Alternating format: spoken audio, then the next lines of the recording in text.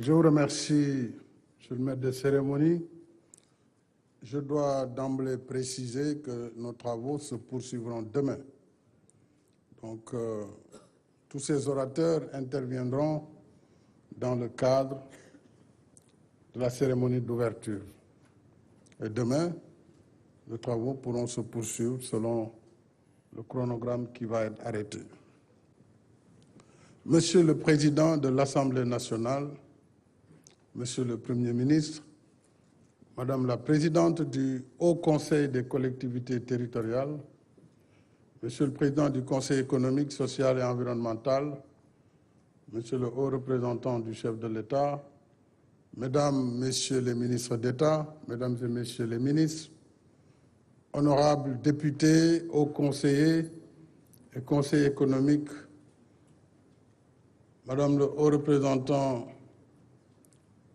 la haute représentante ou la présidente du Haut Conseil du dialogue social, Mesdames et Messieurs les responsables politiques, Mesdames et Messieurs les notabilités religieuses représentant les familles religieuses du Sénégal, autorités religieuses et coutumières, Mesdames et Messieurs les représentants du secteur privé, des centrales syndicales,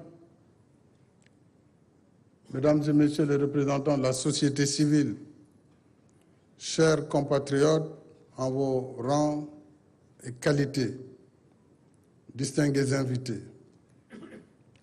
je tiens à vous remercier sincèrement pour le temps et les efforts que vous consacrez à ce rendez-vous majeur de la nation sénégalaise. Notre pays est confronté depuis quelque temps à une situation inédite, lourde de menaces sur la paix, la sécurité, la stabilité et le bien-être de la nation. Dans l'histoire des nations, il est des moments d'adversité politique auxquels il faut savoir mettre un terme par le dialogue et le consensus pour l'intérêt supérieur de la nation qui transcende les intérêts particuliers et partisans, sous peine d'aller vers des lendemains incertains. Ce temps est venu pour la nation sénégalaise, parce que la vie des nations transcende la vie politique et appelle tout un chacun au sens des responsabilités et de la patrie. C'est pourquoi je voudrais, à l'entame de mon propos, vous réaffirmer ici que le président de la République que je suis n'a aucun agenda personnel. Je tiens à réaffirmer de façon claire et nette que le 2 avril prochain marquera la fin de mon mandat et la fin de ma mission à la tête du Sénégal. Je l'avais dit et je le maintiens. Notre pays se retrouve à un carrefour important. Nous sommes à la croisée des chemins. Mon souhait, c'est que nous puissions aller vers une élection apaisée, inclusive et transparente. À cette fin, et dans un esprit de réconciliation nationale, je saisirai l'Assemblée nationale dès ce mercredi, en Conseil des ministres, d'un projet de loi d'amnistie générale sur les faits se rapportant aux manifestations politiques survenues entre 2021 et 2024.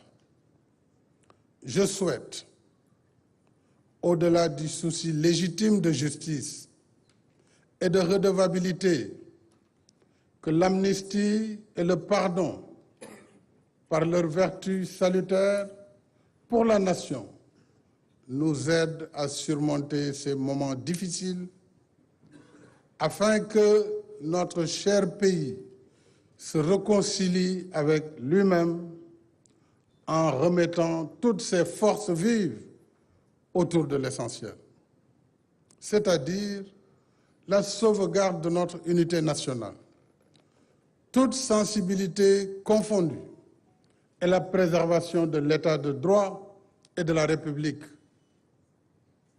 Cela permettra de pacifier l'espace politique, de raffermir davantage notre cohésion nationale et de maintenir le rayonnement démocratique de notre pays. Mesdames et Messieurs, j'ai convoqué ce dialogue national dans cet esprit, conformément à mon message du 3 février dernier. C'est le sens des échanges que j'ai eus depuis ce matin, avant cette présente cérémonie. En effet, j'ai rencontré ce matin les candidats validés. 2 ont répondu à mon invitation, le Premier ministre Mohamed Boun Abdallah Dionne et le Premier ministre Amadou Ba. J'ai reçu les candidats dits spoliés de leur parrainage et les candidats recalés à travers 2 collectifs pour échanger avec eux avant nos assises. Alors, toutes les démocraties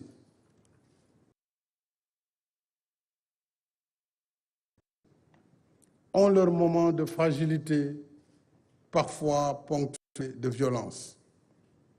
Nous le savons, nul besoin de donner des exemples. Le dialogue et la concertation permettent justement de soigner ces fragilités et d'avancer dans la quête de l'idéal de démocratie. C'est ce que j'ai toujours choisi. Par le dialogue sincère, notre démocratie se renforcera. Et malgré la charge des épreuves, nous resterons ainsi dans le bon sens de l'histoire, celle des grandes nations qui sortent encore toujours plus fortes des épreuves qu'elles traversent. Une formule bien de chez nous vient d'être rappelée par le pasteur Ouattara. Rero amul ñàkk waxtaan moo am. Sans revenir sur les péripéties du report du scrutin présidentiel, je rappelle qu'en prenant acte de la décision du Conseil constitutionnel, qui s'inscrit dans le cadre des mécanismes normaux de la démocratie et de l'état de droit, j'ai indiqué ma volonté de faire appliquer la dite décision pour que le scrutin soit tenu dans les meilleurs délais. En convoquant ce dialogue, qui n'est pas le premier du genre, je n'ai qu'un seul objectif: trouver un consensus sur la date de la prochaine élection présidentielle, afin que le scrutin se tienne dans les meilleures conditions d'organisation et de transparence qui en garantissent la crédibilité, étant entendu qu'il se déroulera comme d'habitude sous observation nationale et internationale. Je demeure convaincu que le peuple sénégalais, fort de son génie et de son attachement à la démocratie et à l'état de droit, trouvera à travers ce dialogue, à travers les ressorts de notre société, les mécanismes appropriés pour garantir la continuité de l'État. Ma volonté et mon vœu le plus cher, c'est de faire tenir l'élection présidentielle dans les meilleurs délais, et ceci avant l'hivernage prochain, et dans la paix. Le gouvernement y travaille déjà. Il travaille pour une parfaite organisation logistique de l'élection, comme d'habitude. Alors, mes chers compatriotes, dialoguons, restons sereins, responsables pragmatique et efficace. Chacun de nous doit se transcender et s'élever à la hauteur du Sénégal que nous voulons, un Sénégal de paix et de stabilité. C'est ce qui confirmera notre grandeur d'une nation unie par une histoire et un destin commun. Ce temps du sursaut et du dépassement devrait aussi consacrer le pardon, l'oubli et la réconciliation pour la paix indispensable à la cohésion nationale et à la poursuite de nos efforts de développement.